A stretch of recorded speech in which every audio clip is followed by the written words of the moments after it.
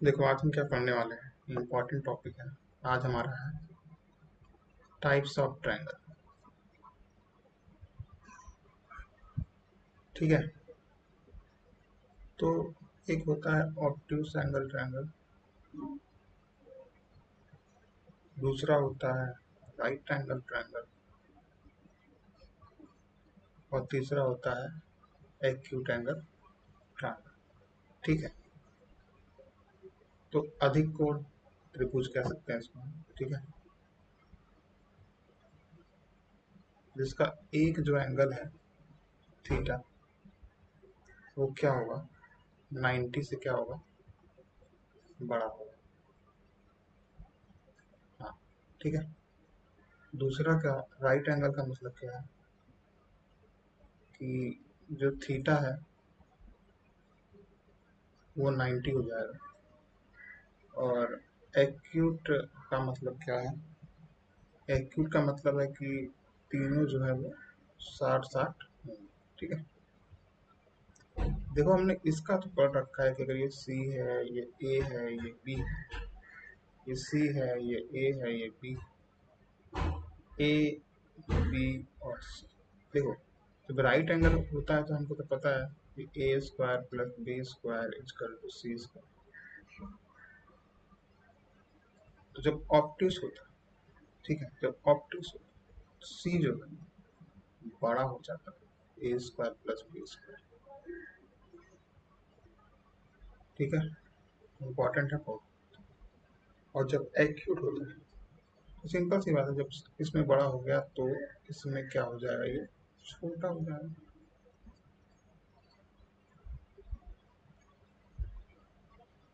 ठीक है, तो एक क्वेश्चन करते हैं।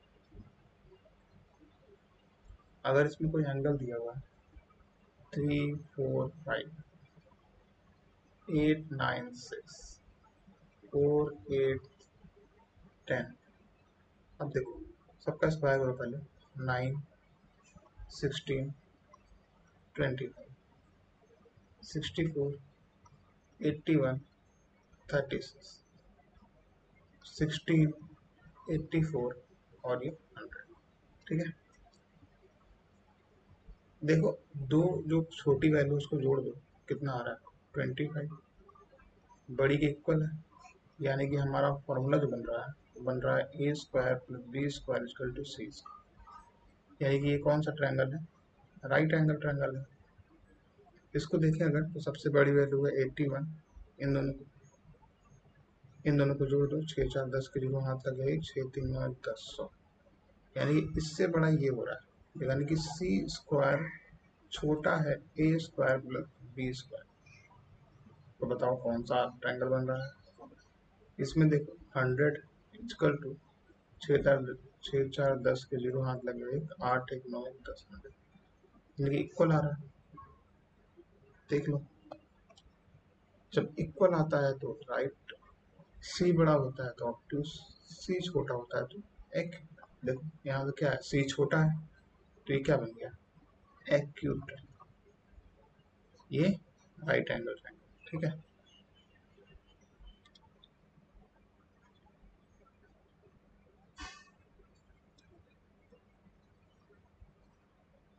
देखो अगला एक सवाल है, क्वेश्चन है, ध्यान से।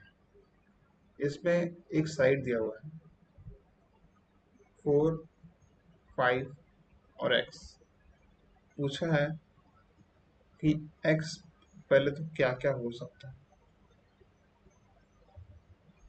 कितने वैल्यू ले सकता है। दूसरा क्वेश्चन है कितने एक्यूट एंगल ट्रायंगल बनेंगे, फिर ऑब्ट्यूज कितने बनेंगे और राइट एंगल कितने बनेंगे।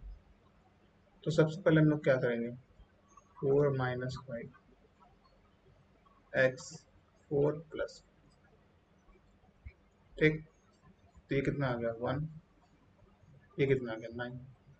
x क्या क्या ले सकता है, 2 हो सकता है, 3 हो सकता है, 4 हो सकता है, 5 हो सकता है, 6 हो सकता है, 7 हो सकता है, 8 हो सकता है।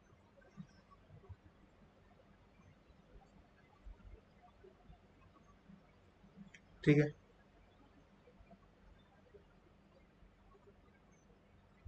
ओके, अब यहाँ अगर हम ध्यान से देखें, क्या देखना है हमको ध्यान से, जब हम राइट एंगल ट्रायंगल निकालते हैं तो हमको पता है कि 4 है, 5 है, तो 4 4 16, 5 5 25, 6 5 11 एक हाथ लगे, 2 1 3 1 4,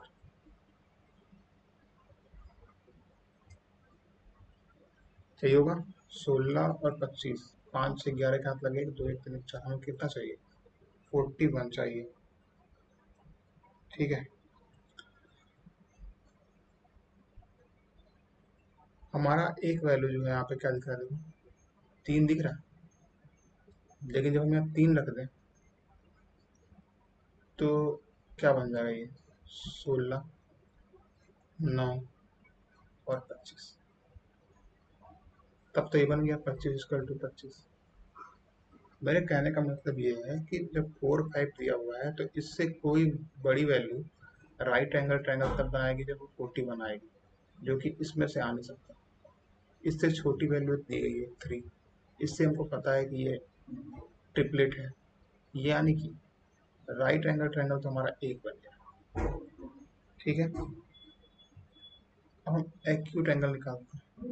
एक्यूट कैसे निकालते हैं भाई, कुछ नहीं करना, इसका स्क्वायर घटा लो, तो 5 का स्क्वायर माइनस 4 का स्क्वायर, 5 का स्क्वायर प्लस 4 का स्क्वायर, ये भी तो स्क्वायर हो जाएगा। ये कितना आ जाएगा, 25 में से 16 गया 9, और 25 और 16 कितना आ गया, 41।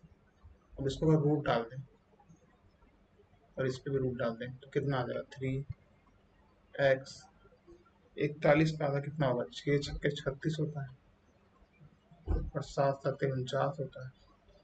इसका मतलब है कि ये 6 पॉइंट समथिंग होगा, यानी कि वैल्यू 3 से 6 तक हो सकती है। तो x क्या हो सकता है, 4 5 और 6, और ये तीनों ट्रायंगल क्या बनेंगे, एक्यूट।